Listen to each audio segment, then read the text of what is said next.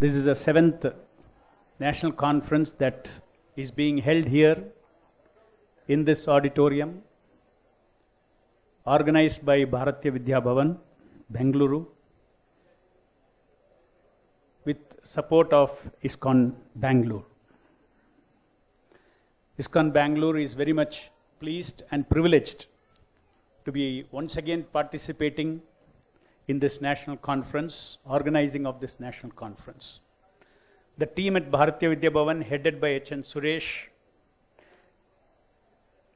they're always known for, as they are known for, have worked diligently to fulfill the objectives of this national conference, which is to create a forum for promoting the multifaceted messages of Mahabharata as relevant to life of common man of modern days, especially amidst the upcoming younger generations of this country.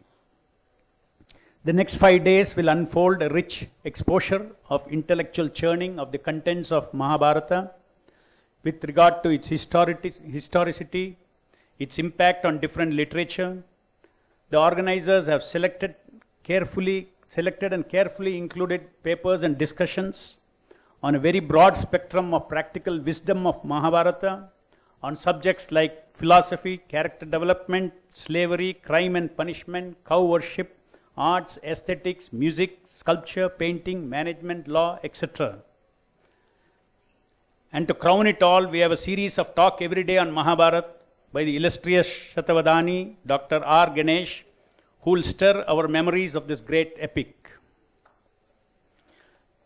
Modern science can, through its process of building knowledge about this world, is very rigorous in seeking irrefutable objective evidence. However, every theory starts with an hypothesis before it is proved. Hypothesis is an imagination that the scientist thinks that could probably be true.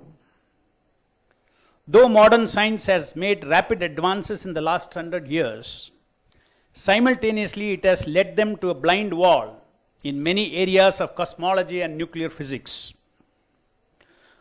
Both the scale of cosmology and nuclear physics are dimensions not easily accessible to human instruments and even to human imagination, so that they can freely make different hypotheses in that domain. Mahabharata is a great source for scientists to cull out the different mind-boggling anecdotes and use that to generate hypotheses as a starting point to go deeper into the study of nature, of space, time and matter, which will help them solve the big riddles that are haunting scientists today. There are descriptions of highly advanced weaponry, architecture and military strategy in the Mahabharata. Mahabharata talks of Brahmastra, for example. 100 years back, one would dismiss this as a myth. But now, with the advancement of nuclear physics, it is not difficult at all to imagine the existence of Brahmastra. Of course, Brahmastra is 1,000 times more sophisticated than the atomic fission or the fusion bombs of modern times. It releases atomic energy from the nucleus of the atom in common air, activated by the sound vibration of certain mantras.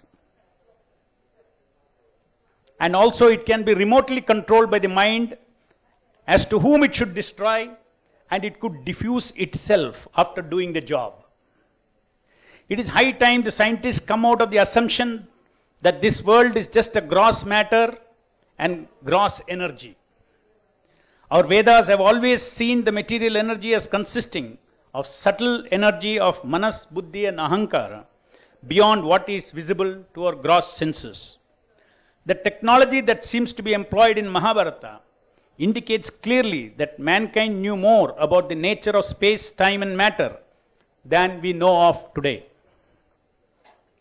If the scholars of Mahabharata can make a compendium of different kinds of phenomena found in Mahabharata, which cannot be explained by modern science, it can definitely be a good source for open-minded scientists to create hypotheses out of them and open up new research areas and expand the frontiers of modern science. I hope this national conference will open doors for such interdisciplinary research. There are two ways in which we can respond to different extraordinary events and extraordinary kind of phenomena that we see in Mahabharata. One is to say it is all a myth. It is a creation of the poet.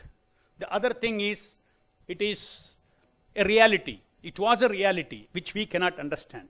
The third one is, it is possible that some of them are myth, some of them are a reality. So we have to be very careful. Dr. Bhairappa has very nicely explained that it is probably myth. Nobody can decide what is a myth with our limited knowledge. As I said 100 years back, the Brahmastra, one would say that how is it possible? It doesn't match with any of our understanding. It is a myth created by Vyasa. But today it's a reality. Atomic fission, atomic fusion today. This world depends on unstable nuclear atoms like uranium, thorium. They are not able to go into the nucleus and take out the energy as it is. They are taking advantage of the instability of these heavy elements and creating fission and fusion. But however, the energy is there in the nucleus.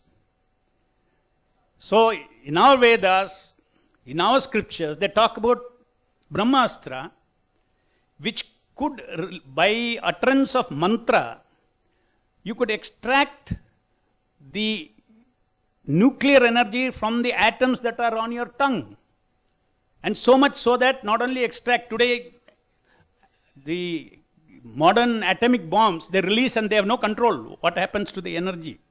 It will spread to everywhere, probably the whole world will get contaminated. But they knew about this kind of atomic weapons where they could release the weapon, they could call back also. That's because we cannot gauge all the extraordinary phenomena that is described in Mahabharata simply based on our limited understanding of the present modern science, which excludes the understanding of Manas, Buddhi and Ahankara from the domain of material knowledge. So it's a great so. If we dismiss this as myth, no doubt a philosopher finds his answers in the Mahabharata. He sees in a different perspective. Poets see Mahabharata in a different perspective. Seekers of truth see it in a different perspective. Like I would see Mahabharata, the central character as Lord Krishna, revealing himself as Purushottama, as the Supreme Personality. So there is option for seeing all aspects, because Mahabharata deals with dharma, artha, kama, moksha. Everything is dealt in. So if we are open-minded, even modern science can benefit. And this is one of the things that is prohibiting people from looking at this with a challenge. Let me see if it is a reality. It was a reality. Before dismissing it as myth, let me see if it is a reality. So the same things, one of the aims of that's why I said in the end, that if this national conference can help to create a compendium of all the different kinds of anecdotes or different kinds of phenomena that is described in Mahabharata that our brain cannot comprehend, let us make them all and give it to the best of the scientists in the world and say, please use this. You also start with imagination hypothesis. Neither the nuclear physics nor the top cosmology our instruments can reach. It is all based on either imagination through mathematics or through imagination otherwise. So take this as a starting point.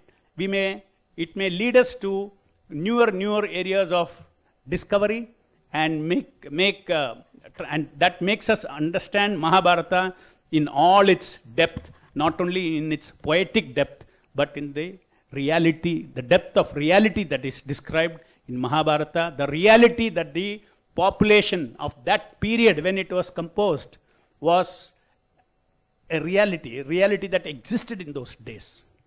Let us not assume that modern, today, was a better world than those days in terms of science. So a lot of assumptions we make. So very objectively, there is a great opportunity for all of us, the next 5 days to discuss all these kind of subjects and bring out better and newer understanding of the contents of Mahabharata. Thank you very much. Hare Krishna.